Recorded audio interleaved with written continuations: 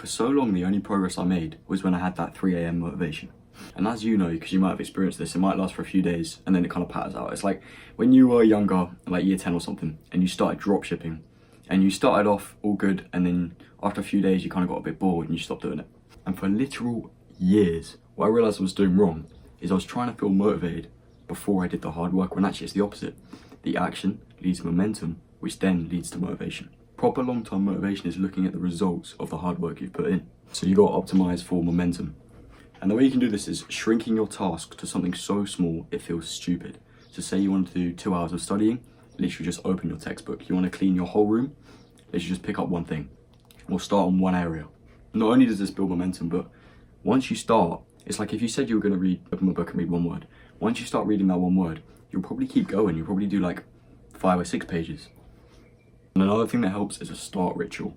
So you can play like 10 seconds of a song, say a specific sentence, or even just click your fingers. And there was a psychology study on this. I think it was a guy called Pavlov. He did dogs. So basically he'd ring the bell every time the dog would come to get food. And obviously the bell doesn't mean anything, but because the dogs heard the bell every time they were going to have food, it got to a point where if there was no food and they just rang the bell, the dogs would literally salivate.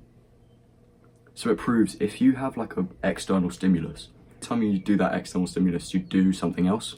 It means that that external stimulus will literally rewire your brain every time. Say you click your fingers. Every time you click your fingers, you're suddenly motivated and you suddenly want to do the work. And another way to want to do hard work without motivation is to make your hard work visible. I've got a habit tracker up here, and literally it's all green ticks.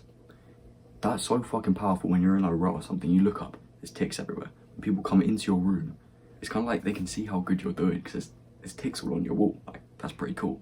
And it just gives you that little bit extra drive to actually do the work. Because say my mate comes over and I've got fucking red X's all on my habit tracker. Do I really want that? So it's a little bit more of a push to actually do it, because I don't want X's all over my thing. And another way is to reward grit and not results. So when you're tracking your progress, track like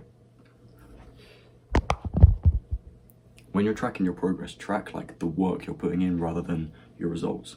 So say if you were a YouTuber or something and you wanted to track subscribers or views or likes, instead you would track the amount of videos you've made, because then you're rewarding hard work.